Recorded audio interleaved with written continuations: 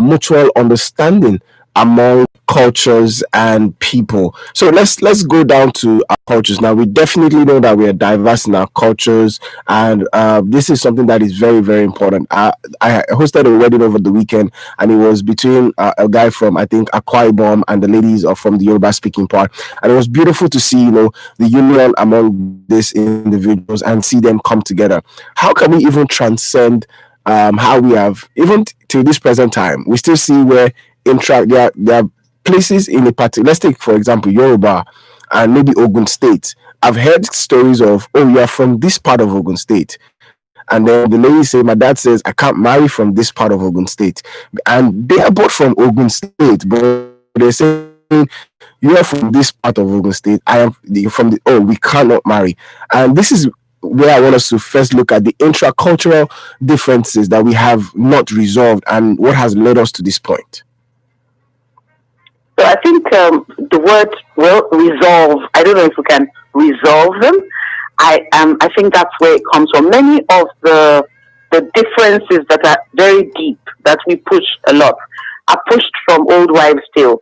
The tales that our grandparents told us. I've heard a story of someone who was about to get married, and they said, oh, because his uncle married somebody from that place, that area, and that marriage did not work. So it means that everybody from that area, the sheer idea that you can group millions of people together and say that they are the same is warped in of itself. You don't even need to look for a justification for it. Even if I take four children of the same parents, all four are not the same. So the argument of having a tribe that behaves a particular way, or a group of people, or people from a city, or even people that live in a certain area. I live in Lagos, and there are areas in Lagos that, people say things about the people that live in those areas. So all those things are misinformed. We're just misinformed, and we haven't bothered to re-inform ourselves. One of the things I've done for my children is ensure that they're well traveled in Nigeria, not only, outside the country, so that they can appreciate the culture. And then many people travel and they still want to eat the food from where where they originate from. So you live in Akwa Ibom. Yes. You should learn to cook, efan kukwo. You should learn the local food. So it's the beginning of acceptance. Learn the culture of the people. Appreciate them for who they are, because that is their beauty as a people. Okay. All right. This is still the big question. We're Radio 91.7. We're going to open the phone line shortly, but I like also joining us in this conversation is Nkechi sitting here with us this morning. So Nkechi, how would you rate the level of mutual understanding among people? Thank you so much, Ikayo. Hello and good morning. You. Hi. Good morning. Okay. So when you said the mutual, can you help me rephrase? How would you rate the level of understanding among people generally in Nigeria? Yes. I believe so. Well, it depends on a lot of things, and one part can be how they grew up. So what kind of upbringing do these people have, because you can even be in suits and you still have some sort of mindset that still needs to be re-engineered. So how did you grow up? What are you doing for yourself of finding out truth? But like Ethan was talking about rediscovering, something like, I'm not sure that's the exact word she used, but something about rediscovering. It is our responsibility to stand up and say, okay, this is what I've been told, this is what I've even seen. It is possible that you saw your parents having tribalistic disagreements, maybe in their compound or whatever the case may be, but you then decide, okay, what am I going to discover and how do I want my life to go? For example, I know that my parents used to talk about Edo, Benin. It's a background story for my family, because my grandfather died because it was a Benin woman that kind of like gave out during the war. He was hiding, and it was a Benin woman that told guys that he was here, and of course they killed him during the war and all that. kind of sort of discussion like in my family concerning that tribe and all that. But you know what? Growing up, I decided that hey, I understand what happened. It must have been very painful. I mean, I didn't meet my grandpa and so on and so forth. I understand, but I'm not then going to go forward with this orientation. I'm going to understand and love people for who they are, and I'm going to know that hey, because you're from Edo State or Benin City or whatever the case may be, doesn't mean you don't like me. And one of the closest people to me in my life at this particular point in time, they're actually from that state, from Edo State, and that's because of my own reorientation. So you have that responsibility, no matter what we have been informed with, and no matter what we have even experienced, to wake up every day to choose to see people as they are, not because of what you've been told or just through your own color of words. Thank you. Anytime, I want us to look at the children right now. I picked up something from when Nkechi was talking, and I want us to look at it from, there is so much going on in the country right now, and we can see the open declaration of disparity among cultures, from how certain reports are being placed, how certain news stories are being placed, and the point is, how do we begin to teach these young ones to be able to understand and tolerate other cultures and other people? Because right now in Nigeria, we hear conversations that are, you are from this, you are from the north, so there is already like some form of stigma with this particular section of people, with this particular tribe, with this particular, and these kids are picking up these things from what people say around them, the adults, how the news stories, what certain people in political offices are saying. But how do we make them understand that it's important? Or what's the first step you think we would need to do in order to help these children have the right mindset growing up? Well, I think the first thing I'll say is remove bias in your home. So what part of what we have tried to do is to bring up our kids as Nigerians first. Okay. And then as Tiv people. So you first need to think about, you are Nigerian. You owe it to Nigeria to behave a certain way. Okay. Your patriotism is to Nigeria. Our nation, unfortunately, we're just building it. It's still in its infancy. When we were amalgamated, the people who did it didn't try to turn us out into a nation. Okay. We just wanted a geographical area. So that's part of the historical challenge that we have. And so the governing of the different regions was different. And so what was encouraged in different regions was different. And it's going to be difficult to move the conversation without a deep understanding of that history that divided us. And so created certain biases in people. So the first thing is, parents, at least for children who are living under a parent or a guardian, there has to be that intentional reorientation to say, look, you are Nigerian first. Generally, when people ask me, where are you from? I don't answer.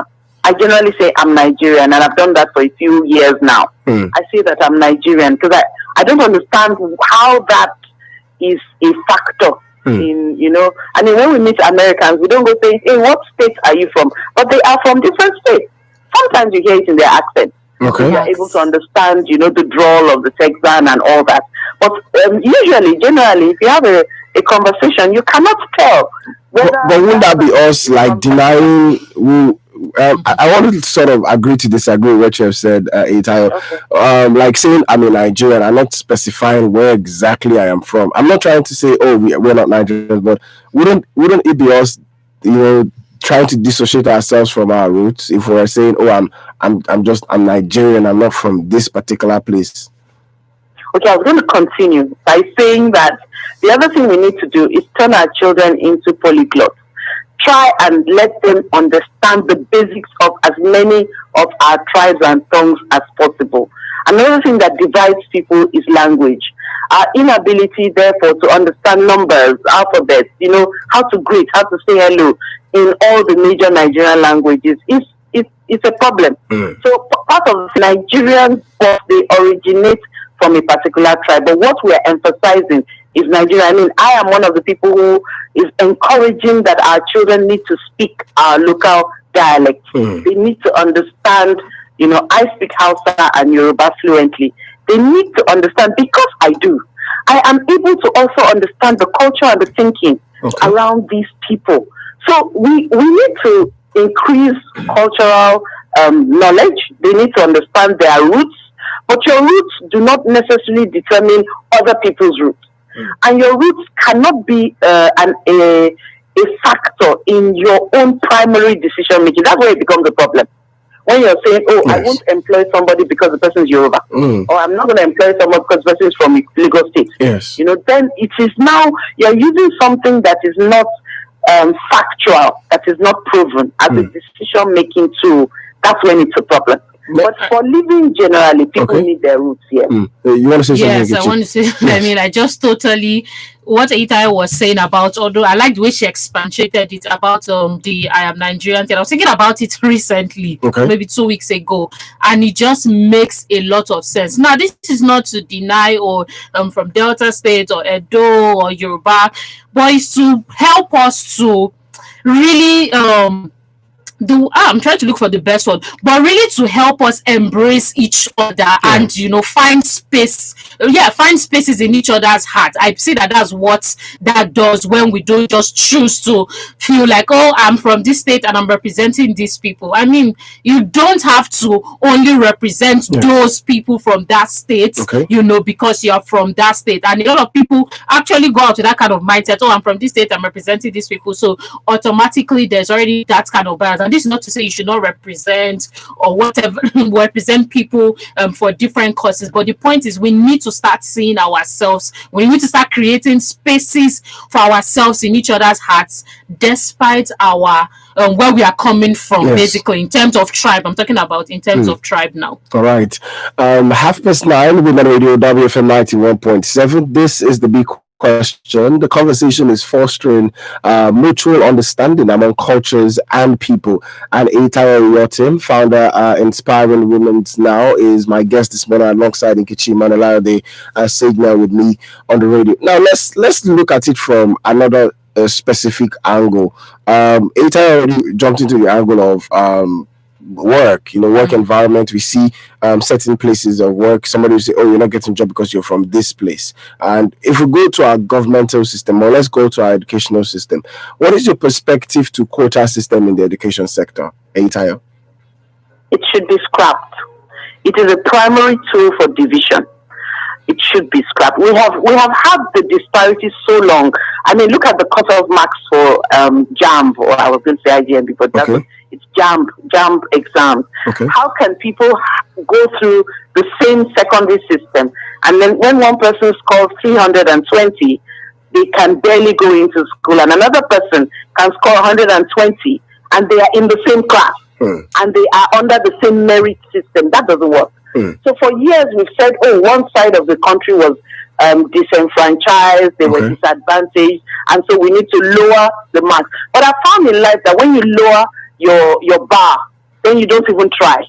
You need to raise the bar for you to now push to achieve that bar that you have raised. So I think the quota system should be removed, and I don't even have it's not a middle ground for me. It is no more.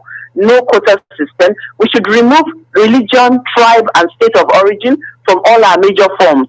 I shouldn't need to put my state of origin when I'm, opening an account in a bank. What is the relevance? You know where I live. Why does my state of origin now become a tool for me to open a bank account? There's so many places where that information, as long as we're not doing the census, where we're trying to, of course, resource allocation, where you need to say, okay, these are the people who live. Again, it is live. That's what counts for resource allocation. So I'm from a certain state, but I live in Lagos. My state cannot count me when they want to ask for resources from the center, because I don't live there. But Lagos must count me when they want to ask for resources, because I'm using the road, the water, the power from Lagos. So suddenly, what is important is your residence. Where do you live? This is the economically important question. All the others are just politically correct, and they have divided us up till now. So for me, the quota system should be phased out gradually. There should be an intentional attempt to catch up. You cannot put in the same class somebody who had a 320 and another person who had a 120, and they go through the same system, and you think that they're going to come out. So one person is going to come out feeling cheated. The other person is going to come out not bothering to work hard. This is primary. This is just basic. I'm not talking from any research. Okay. This is basic. Like, this is what is going to happen basically. Well, of course, over the years, we have found a way to balance it. But we've also put pressure on the lecturers, on the system, to try and modify and suit this our, inferior system that we're using. So quota system, a no for me. All right. Do you think differently about quota system?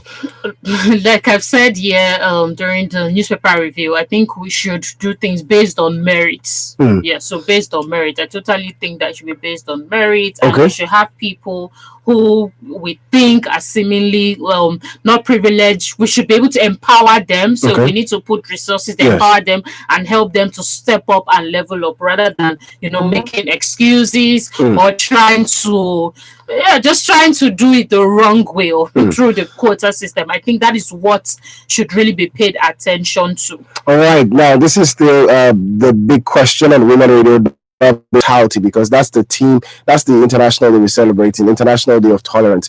What do you think has constantly degraded how we tolerate one another, Eyitayo?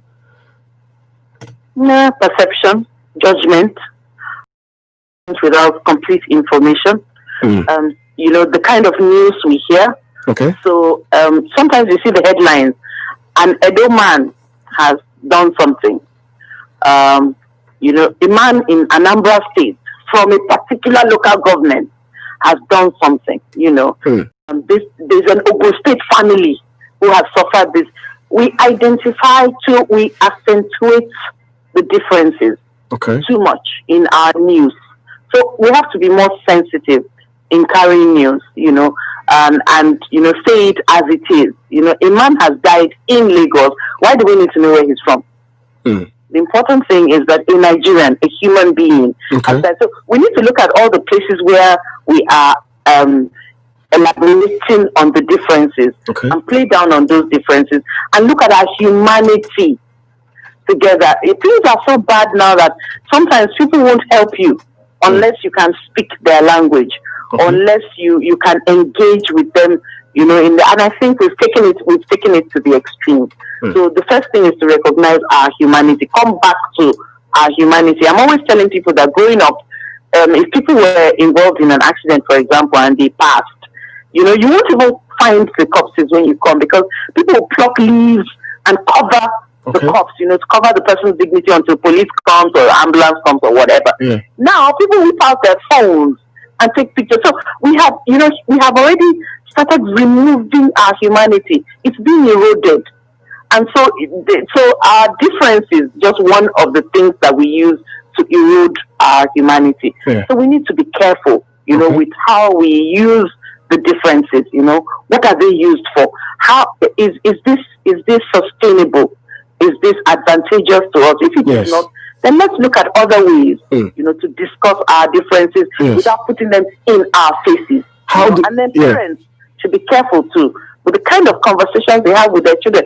My neighbor did something, not my Yoruba neighbor, my Igbo neighbor, my Afro neighbor.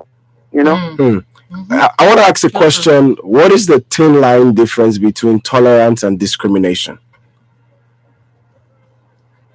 I don't think it's thin. It's actually quite wide. Tolerance is accepting that people will not be me. They are not me. I've been through my experiences, my lifetime, my structure, where I come from, biology and nurture. And I have to accept that the other person, this applies even in marriage, even in friendship. You have to be able to accept. So that is tolerance. Not necessarily that I agree with you. It's not to say that I now believe what you believe. It's just to say that you have every right to have your belief. I have every right to have my belief, and we will agree to disagree. But we will be united on, against a common enemy when a common enemy shows up. Discrimination is to say I am better. I am so different that I cannot engage. So I'm now seeing somebody less than I am. And we try to play it down, but that's what it is. When you discriminate, you actually say that this person is less than you are. And there's no reason why we should still be doing that in this century. Thank you very much, Ikechi. So in addition to what Eyitayo said, I think past experience as well. Some of the things, even self-imaging, the way you see yourself, Yes. personal insecurities, are things that can make a person, have low tolerance for certain people that they come across, whether it's in the Yes. work environment, religious environment, Okay. or wherever it is that you find yourself. Mm. So understanding yourself as well, Okay. understanding yourself, coming to the fullness of what you have to offer, being Yes. at peace with yourself, will ultimately help you Okay. see people in a peaceful light as well, and in a light that is willing to accept people, because of course that starts with love. There's no how you can give out love if you don't even understand the Yes. concept of love, or you are not practicing it in your life as well. So I think that is Okay. one key thing. Let me ask Tara this question. I wanted to ask you a question with regards to what's your perspective to public shaming, and but yeah, let me allow you to answer that question first. Public shaming. Yes. I don't think we're there yet. I think most of our shamings, if I may use that word on radio, are still politically driven. I don't think we have built a system and structure where shaming is actually objective. I don't think, even the word shaming is negative in itself. I prefer to use the word accountability, allowing people to be accountable, to take responsibility for their actions. However, like I said, we haven't evolved a system that is devoid of subjectiveness. So as long as these shamings or this public, whatever we call them, are subjective, I would say no. I mean, let us get to that point where everybody can trust that the system that was followed in order to determine that this person is guilty was as fair and as just as possible. And then instead of shaming, how can we improve the person? How can we rehabilitate the person? How can we, I don't believe in cutting somebody down because of their fault. I think that everybody has a right to hope to be better, and we have a responsibility to help people. Of course, I'm a psychologist, so this is what I do. To help people become better versions of themselves, irrespective of what they might have done. Thank you. Fostering mutual understanding among cultures and people is the conversation here on The Big Question on Women Radio 91.7. Eyitayo Oyotim, founder of Inspiring Women Now, is my guest this morning, alongside Nkechi Mananayode Saidnel, who is also a counselor with us this morning. But talking about perspective right now, how do we not allow the perception of others to define us? What do you do as a person, Eyitayo, to not allow the perception of other people to define you? Okay, so another challenge that we have in particular in Nigeria is that our society is very strong, probably because of the core of the extended family. So the extended family system means everybody's in your business. And that kind of gives people self-esteem challenges from when they're very young. So the first thing I say to people is you need to recognize your own limiting beliefs. What in your head, what tells you what you can and cannot do. Those voices need to be dealt with, because when you can stand with your head held high, and this is a journey you have to walk, whether or not you want to compare or you want to tolerate other people, to be able to succeed in life, you need to recognize your strengths, your weaknesses, your giftings, your purpose. You need to be complete in yourself in order to even be able to engage on a good level. So I would say that the first thing is to change your self-perception. You have to grow, and I think I heard Nkechi talk about something about growing yourself. Your image of yourself needs to be fixed. Most people accept that what they are is who they are, and I see many people are actually afraid. They don't know, but they're afraid to face the person within. They're afraid to come to terms with who they are on the inside. And sometimes I ask my clients, when you're alone, who are you? Because that's the real person. When you're not on a show, you're not, nobody's even seeing you. You are in your room alone. Who are you? And when you're able to answer that question, then you're better on your way to being able to stand or withstand other people's perception of you. Because in the end, their perception really doesn't matter. I remember the other day I was driving and my car wasn't that clean. And the security guy said, "Oh, madam, wait, let me clean the car." And I said to him, "I can't see the car. Right now, inside my car is clean, so I'm just going to go to where I need to go to and come back. And I'm not going to need to clean." I'm not saying don't clean your car. I'm just saying that there are sometimes when there is something more important than the perception of everybody who's looking on my car on the outside at that point in time. Yes. So those are the small places where we need to be careful about perception of others. You go for visiting in a school and people are dressed like they're coming for a party. You're wondering what's wrong, what's with the competition. We need to reduce the sense of competition and compete in terms of achievements, accomplishments. How are we moving our nation forward? Okay. For me, that's where it starts from. How do we? Sorry, I'd like to quickly ask you a question. When you talked about competition, and you gave example of schools right now, how do we draw the line between wanting a child to be better and then making the child see life as a competition? I don't know if I put that question rightly, but I think you did. So what I teach and what I have tried to teach my kids, and I'm still teaching them, is that you need to be better than who you were yesterday. Okay. You need to consistently improve yourself. And it doesn't matter, there's a proverb in Yoruba that they say, when you wake up, that's your morning. It doesn't matter at what age you start this journey. When you do start it, make sure that day on day, week on week, month on month, year on year, you are a better version. So compete with yourself. Is what I'm trying to say. So that you have where you are going and you can see it, and that just takes away the influence of another person's speed. I also like to talk about our races being between two walls. So I'm on my race and there's a huge wall on my right and one on my left. I really can't see the other person. My goal is to get to the end as fast, as suitably, as healthy as possible.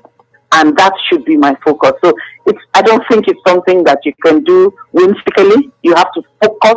It has to be intentional. There has to be deliberate action towards becoming a better version of yourself. All right. I think I'd like to ask the same question to Nkechi to this morning. I think one of the earliest questions I asked Atai was, how do we not allow the perception of others to define a person, not allowing what people think about you define you.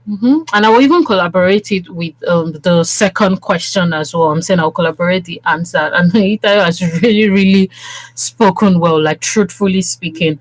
For me, just like I was saying earlier on, self-discovery is it. And that is what I teach all day long, every time. Self-discovery is a journey to continually unraveling yourself, understanding your strength, weaknesses, why you are, understanding the purpose of life, understanding the purpose of people, understanding the purpose of your existence, understanding so you leave this earth. So that is very important. And, because we need an anchor, so to speak, to measure a bit of our success. There's this competition, there's the whole competition and comparison thing, if you're not even doing yourself, the world will help you do. So you see things like in the newspaper, like top celebrity singer, or who wore it better, this one or that one, who sang it better, who did it better, who dressed better. Those are not things that some of these musicians, for instance, go out to want to willingly do, but they allow those things, some of them allow those things to now feed deep into their life system, and then they begin to act out of it. Maybe not even in Nigeria, outside the country, where you see people creating diss tracks and so on and so forth, as a case study, for instance, using music. So, but when you have a good and a healthy self foundation, discovery, anchor, and you have an anchor, you have to have an anchor, an anchor, believe, is it your spirituality? Is it believing that there is God, and God is the one you're living for? Because if you don't have an anchor, everything is going to be flinging you and swinging you left, right, and center. So that is going to help with competition and comparison, because one thing I think is that it will come even if you don't want it. People are going to do, this one was on the radio show then, but there's this new person, he's not even doing it as good as this one. A lot of things are going to be thrown at you, so you need to be solidified and you need to continue that journey.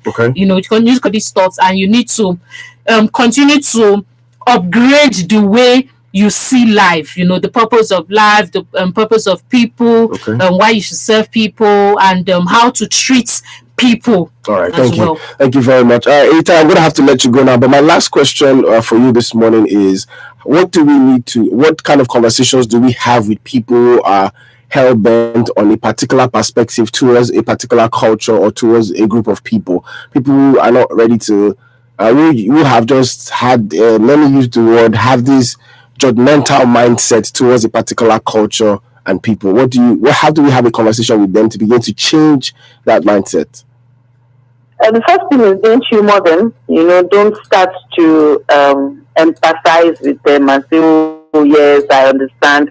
I mean, this is the reason why when people ask me what state are you from, I ask, how does that affect the conversation at hand? So don't humor them. We need to come to that point where we say, okay, that's your mindset, but have you considered this and this? I give examples like 4 children of the same mother, people in the same business, people who live in the same compound. All these people, they will tell you that, oh yes, they're very different. No 2 people are the same. Then I ask, so why are the people in an entire tribe of over 1 million people, the same? How can they all be the same? Then they keep quiet because suddenly, it's about perspective. It's the history. Okay, then understand the history. What did we go through to come here? So we need to have a conversation, but don't start the conversation from humoring them and trying to stand in the middle, trying to behave as if you empathize with their point. They need to understand that we're no longer want to move forward as one nation. And that's what we'll do by God's grace. All right. Thank you so much, Eyitayo, for joining us this morning. But let me have your final words with regards to how we can further better mutual understanding among culture and people. We're better together. We're always better together. 2 heads are better than one. When we're united, nothing can fight us and win. When we're divided, whatever is fighting us will come and accentuate and widen the gap in our divide and split us completely. And then we'll not be able to achieve what we want to achieve. So let's tolerate each other. Let's love each other. Let's be more humane towards each other, and God will help us. Man, thank you so much. Thank you, Eyitayo. All right, do have a lovely day, Eyitayo. Thank you, Daniel. All right, then bye. All right, Nkechi. Oh my God. Yes. You talk about time. Let me have your final words on today's conversation. We need to continually grow. We need to continually grow what informs us about the way we treat people. So let me just concentrate on the way we treat people. We need to continually grow our perspective. You can't just say, oh, that's how I am. That's what I've been told. You can't keep living on your hurts, unforgiveness. This is how this person treated me. Oh, I'm so afraid to build a new relationship with this kind of people. Some people, anyways, you hear things even from girls. I can't have a girl best friend. It's important that we are careful and we are open to growth. I mean, this is life. We're going to have ups and downs. So we must be committed to growth and being committed to trying again. That is what is going to get us out of where we are to where we ought to be, especially in terms of being tolerating to one another. All right. Thank you so much for joining us this morning. Nkechi Emmanuel, they said, if you want to get counseling, you can definitely reach out to Nkechi on her Instagram page at Sage_Nel, SEGE_NEL, and she'll definitely be willing to answer your questions on her Instagram. So, in a nutshell, it's important for us to begin to embrace ourselves. We must begin to use our time to begin to deal with more important issues rather than discriminating, injustice, rather than talking about any form of intolerance. It's important that we embrace everybody irrespective of their culture, irrespective of their perspective. It's also very important from this conversation like we had today that we must discover who we are. We must be able to define ourselves. We must not define ourselves by our society, by our tribe, by where we're from. We hear people, how people say, oh, because you are from this place, so people of this place are said to be this, and that is not exactly who you are. That's why one of the questions I ask is, how do we not allow the perceptions of others to define who we are? So if you're from this particular region and then they say, oh, people of this region are this, but if you really know who you are, you would understand that is not you, and you are definitely a better person.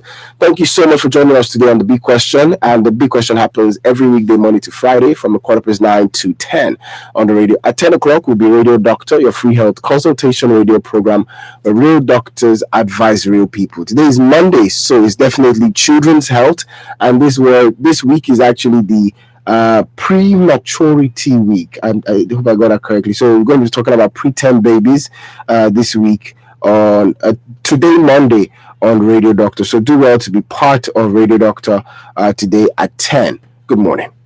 Check us out on Facebook, Twitter, and Instagram at WFM 917. Uncle Dentist, what are cavities? And how does Colgate protect my teeth from cavities? Does it use cold food? No, dear. Most tooth pains are caused by tooth holes called cavities. When you brush daily with Colgate Maximum Cavity Protection, its expert formula locks natural calcium in and helps protect them from cavities. It's time to upgrade to the world's most chosen toothpaste, Colgate, because Colgate locks calcium in. Colgate is recommended by the Nigerian Dental Association. So, madam, what symptoms